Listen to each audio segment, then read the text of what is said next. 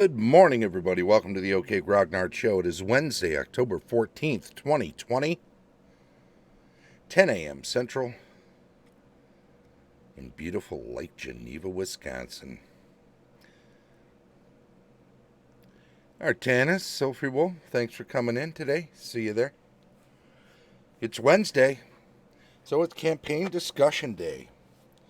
You know, last week we left off our discussion and we said we'd talk about economics, the economics section of the 1E AD&D DMG First Edition Advanced Dungeons & Dragons Dungeon Master's Guide economics section.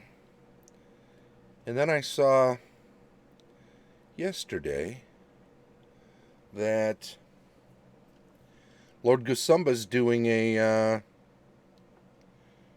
did I freeze up? Uh-oh. That's not good. What's going on with that? Looks like my vocals are still working. I wonder if that has something to do with video capture being frozen. Let's try it again. See if we can... There we go. Okay, unfrozen now. It's the unfrozen caveman lawyer. Your technology confuses and frightens me, but I'm still going to use it. Anyway, I saw Lord Gusumba was doing a thing tonight on economies in Greyhawk. So I thought, well, this will be a nice lead-in. He does a first edition, second edition kind of hybrid game. And a lot of the people that run games in Greyhawk are stalwart first edition and or second edition gamers. So revisiting this first edition rules on economics and what Gary thought of them, probably a good way to kick that off. We'll see. I think it should be stated up front that I am a aspiring dilettante when it comes to the laws of economics. So what little I know, I will share as I can, but in no way should I be looked upon as any sort of economics expert. I'm not sure you need to be a DM. I mean, I hope you don't need to be, because obviously I've been running games for years and years and years. So if you have to be an economic expert to run a D&D game, or create a setting for Dungeons and Dragons, then I think I've probably failed miserably. I also want to state up front, too. Let's be clear about this. If D&D is modeled on Western medieval society, Western Europe, then one cannot separate early medieval and from having a combination of slavery and feudalism. Feudalism really being much like indentured servitude, little more than a sort of a lesser form of slavery. You might not outright own the person, but you own all of their output. In the case of later, and I quote-unquote feudal economies, a percentage of it was owned, but they were tied to the land, could not move around, and so even though they were allowed to keep a certain portion for themselves and their families, and indeed they were allowed to have families, another thing that traditional ancient slaves were not allowed to have, aside from property, the amount that serfs would be allowed to keep for themselves was subsistence level. They were they were meant to feel as if they were getting by, but certainly you didn't want them accumulating a great deal of wealth and thinking they could buy themselves out of this servitude. And there was, of course, in certain later medieval times, the high Middle Ages, if not, and certainly in the later Middle Ages, where people could get out of that sort of station in life by getting to a city.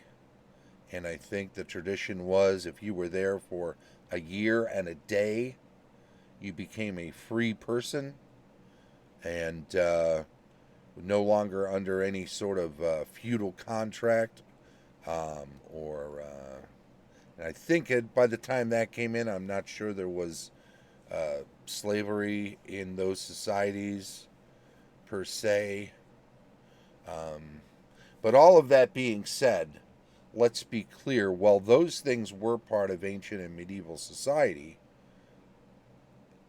they don't need to be part of a medieval fantastical society. So you don't have to have those things. And certainly if you do decide, for the sake of some sort of authenticity when it comes to the medieval portion of, or an ancient carryover portion of early medieval society, Dark Ages, if you will, then that is not to say that you or we or anybody who includes that in their setting model endorses that in any way. Let's be very clear about that. Very much like an author who writes a work of fiction should not be confused. The ideas within that should not be confused as being espoused by the author who writes that work. So it is the object of the dungeon master, of the game master, of the referee, of the crypt keeper, of the whatever you want to call the person running the game, is the object. It is the purview of them to have a setting that has these elements, because these elements can bring conflict into the game, and it is their job to present conflict, obstacles, which the players can overcome. So it's important to have these big ideas available to you without it being confused with you endorsing them in any way. All of that said, that was a mouthful, right? Let's think about Dungeons and Dragons and the economic advice of Gary in regard to economics in D&D, and we'll get back to mentioning some of those other things we just made sure to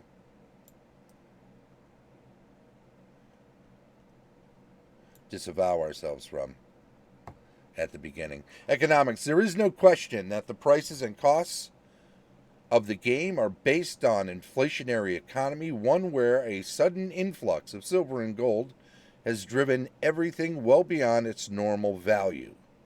The reasoning behind this is simple. An active campaign will most certainly bring a steady flow of wealth into the base area as adventurers come from successful trips into dungeon and wilderness. If the economy of the area is one which more accurately reflects that of medieval England, let us say, where coppers and silver coins are usual and a gold piece remarkable, such an influx of new money, even in copper and silver, would cause an inflationary spiral. This would necessitate you adjusting costs accordingly and then upping dungeon treasures somewhat to keep pace. If a near maximum is assumed, then the economics of the area can remain relatively constant, and the DM will have to adjust costs only for things in demand or short supply: weapons, oil, holy water, men at arms, whatever. The economics. The economic systems of areas beyond the more active campaign areas can be viably based on lesser wealth only until the stream of loot begins to pour outwards into them. While it is possible to reduce treasure in these areas to some extent so as to prolong the period of lower cost, what kind of a dragon horde, for example, doesn't have gold and gems? It is simply more heroic for players to have their characters swaggering around with pouches full of gems and tossing out gold coins, gold pieces, than it is for them to have coppers. Heroic fantasy is made of fortunes and king ransoms in loot gained most cleverly and bravely, and lost in a twinkling by various means: thievery, gambling, debauchery, gift giving, bribes, and so forth. The reality AD&D seeks to create through role playing is that of the mythical heroes such as Conan, Fafhrd and the Grey Mouser, Kothar, Elric, and their ilk. When treasure is spoken of, it is more stirring when participants know it to be treasure. You may, of course, adjust any prices and costs as you see fit for your own milieu. Be careful to observe the effects of such changes on both play balance and player involvement. If any adverse effects are noted, it is better to return to the tried and true. It is fantastic and of heroic proportions so as to match its game vehicle. All right, giant caveat, 3 paragraphs of caveat. Hey, this isn't going to make sense in a real world kind of economic way. Yeah, I make sure to consider, says Sulfrey Wolf. General slavery is evil, but sometimes lawful neutral if it's a form of temporary punishment. Interesting. So, prison labor would be considered a lawful neutral effect in society. Yeah, certainly that is something that is, and I don't want to get into real world stuff too much here, but it's very much a contentious issue even to today, that if you're going to punish people and you're going to use prisons to do it, you can't just put them in a box and make them stay there. You have to have them be active in some manner, engaged in some manner, and if they're going to be engaged in that situation, some sort of, and certainly the theory is, if you want to reduce recidivism, you have to create in a prisoner's mind the idea of being useful, a useful part of society. There's a lot of philosophical and sociological theories that all come into play here, but when they do eventually leave prison, they should have some sense of how they will fit in outside, and if they're fitting in inside in a like manner. So I don't want to beat a dead horse here, but there are any number of individuals who also feel that prison labor is a form of slavery. If they're not doing this voluntarily and they're not making anything off of their labor and someone else is benefiting by it, how is it different from slave labor? So there are competing schools of thought on that. But not to focus too much on the slavery side of things or the serfdom side of things or indentured servitude or prison labor. Let's understand that all of that can exist in this without the person who's running the game endorsing it, and move toward talking about this as. So I've heard some people say that this is just a big old cop out on Gary's part. Writing this is to say, well, he didn't want to spend a lot of time actually figuring out the nuts and bolts and how much should this cost and what is the length of rope. How long can it be? How long is a piece of string? No, we're not talking about that. We're talking about how much is a piece of 50 feet of rope? How much are iron spikes relative to it? How much does it cost to have a sword made? What about one off the rack? Is it less? What does a chicken cost? How about a pig? How about a mule? How about a horse? How about a cow? How about a wyvern if it comes with a saddle? So, all of these things, if you're going to have treasures, you've got to have things to spend them on. And the idea is that if they're bringing huge amounts of wealth back and throwing it around and spending and spending and spending when they get back to town, not only does it have an effect on the immediate area where suddenly there's huge amounts of cash coming in and goods that are being supplied being eaten up, used up by adventuring parties, and then that spills out into the surrounding area and eventually into neighboring kingdoms as the circle of the influence, the sphere of influence of the players becomes more pronounced. Well, without getting into, uh,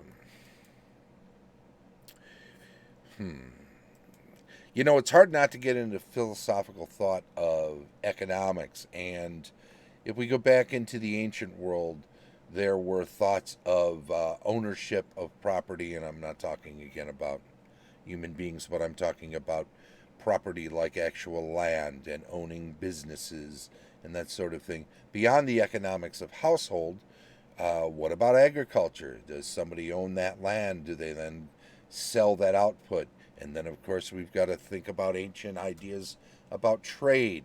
So we can get into the Greco-Roman world. We can get into Plato and Aristotle and discussions of economies, and of course those go hand in hand with the discussions of different kinds of government, democracies, oligarchies, aristocracies, monarchies, constitutional governments. Um, all of these things would have different influence over an economic the way in which a society is dealing with economics uh, in regard to who owns what and how much, and of course taxes and more. And we'll get into that next section here on the rules when it comes to duties, excises, fees, tariffs, taxes, tithes, and tolls. Um, all of that is going to be tied to the types of government. Um, Once we get up beyond the ancient and we get into the medieval period, say from 500 to 450, I like to 455, I guess 1500. It depends where you want to cut it off. I usually like to cut off the Middle Ages when gunpowder really became prominently used, right? Because at that point, that changes everything. Now, some people would argue, and I think it's fair to argue, that in the case of uh, things like gunpowder, well, how is that different? Yeah, a wagon train full of gold and silver shows up in town, right? How is that different from magic? How is a cannon blast different from a fireball? How is being able to fire bullets different from being able to shoot magic missiles or acid arrows or some similar thing? Is a wand of magic missiles any different from a laser gun or a or a repeating rifle. So, you can understand that sort of thing. And what about magic as a means of production? What about create food and water? Do we have enough clerics to feed an entire town? Why is there any agriculture outside the town at all? Can't we just fall back on our clerics? Can't we just train more clerics? Do people have to have a natural aptitude to become a cleric, or can anybody enter the profession? Is there a whole lay profession that has no magic ability?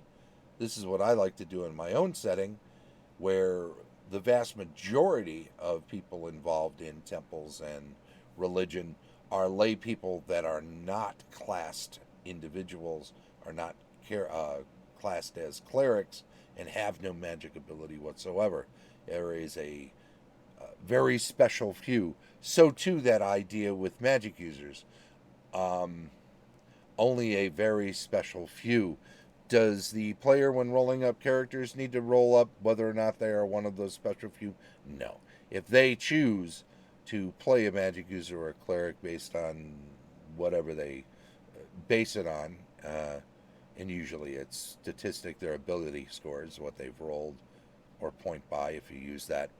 If they choose to be a magic using type, whether it's a wizard or a cleric in modern terms, right, or a magic user or a cleric, druid, illusionist, then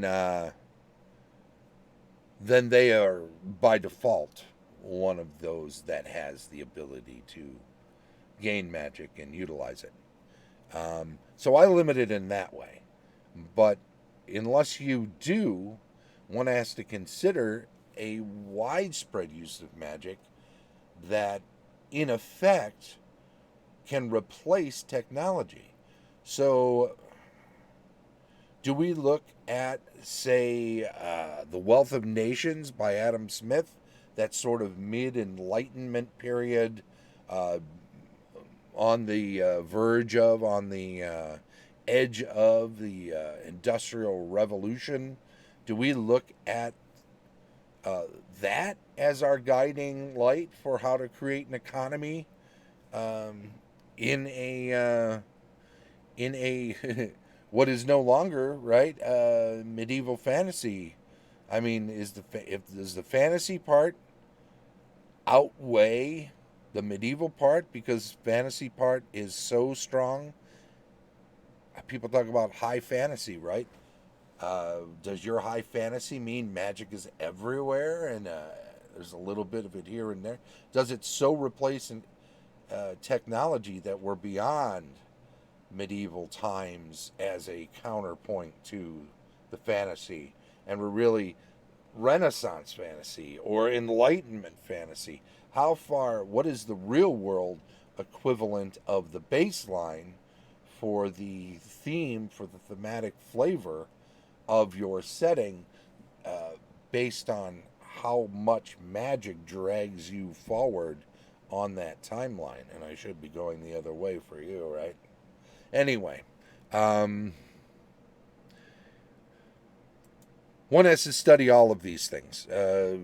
If one has to, if one feels like they need their setting to be very realistic in regard to the underlying theme of the setting, whether it's medieval or something more recent, real world equivalent wise. So this is often why when people talk about magic in their games, they often have to make some sort of determination at the outset of play as to whether they are going to have a high magic setting or a low magic setting. I like to think of my setting as magic rare. It can be extremely powerful. It is mostly in the hands of player characters. But when you do something like that, you also have to make sure that you understand how it affects the mindset of all the NPCs and other individuals that are in the setting?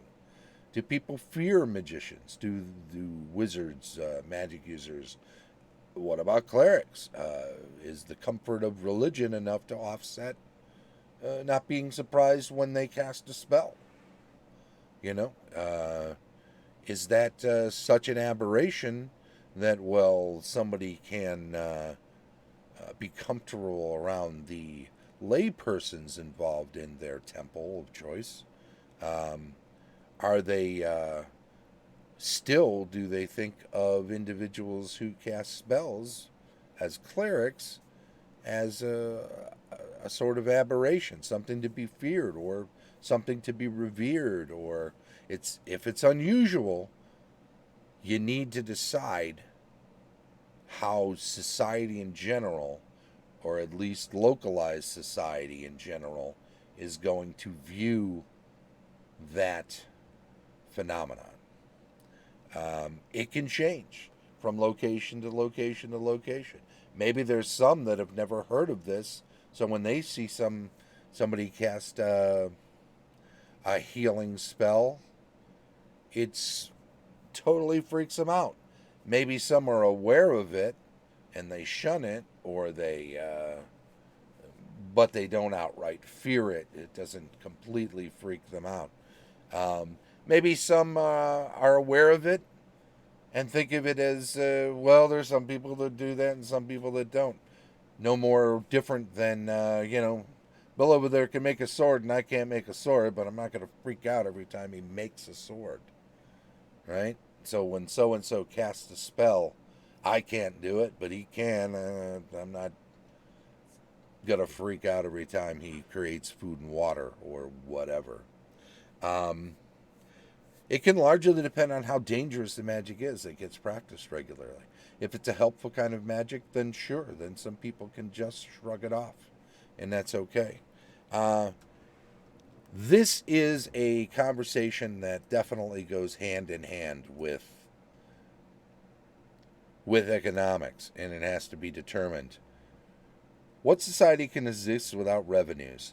Given the time, I'm going to say we're going to pick this up as a sort of a part two and talk about this, because there's going to be a lot to unpack in regard to this part of economics. So we'll get back to this. In the meantime, I want to thank everybody for popping in today who did. Very much appreciated. Henry, Sulfrey Wolf, Artanis, everybody. Did I miss anybody? I hope not.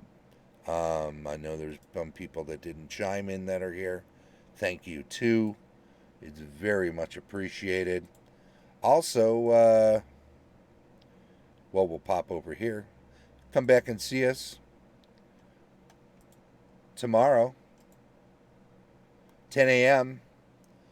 We'll be looking at GMing tips tomorrow. We'll be doing building adventures on Friday, GM reviews on Saturday, rules retrospective on Sunday, weekly news and announcements on Monday, cartography and world building on Tuesday, then back around to this campaign discussion the following Wednesday.